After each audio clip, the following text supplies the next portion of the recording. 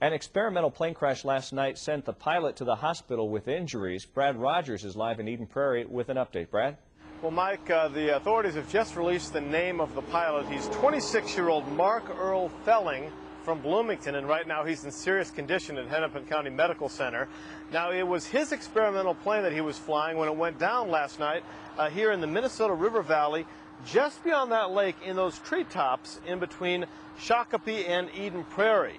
Now, this is a closer look at the wreckage site this morning with Chopper 5 hovering overhead. And here's a closer look at the wreckage this morning from Chopper 5.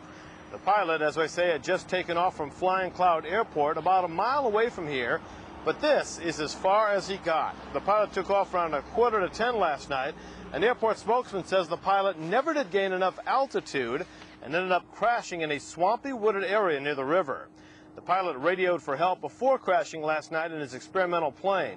A State Patrol helicopter later found the wreckage and pilot in the river bottom, likely using a FLIR camera which detects heat at night. Now, the pilot then flew back, picked up a paramedic and firefighter, and then dropped them off at the wreckage where they rescued the pilot, who survived the crash. One of our officers arrived about the same time on an ATV, and they were able to get to the pilot, who was alive. I don't know where he's from, and I don't know what his condition is other than that he was going in and out of consciousness. Well, Eden Prairie authorities say when they got to the pilot, they saw he had various serious injuries, and they say if it were not for that State Patrol helicopter finding the wreckage in time, he may well have died in this river bottom. Live in Eden Prairie, Brad Rogers, Channel 5 Eyewitness News.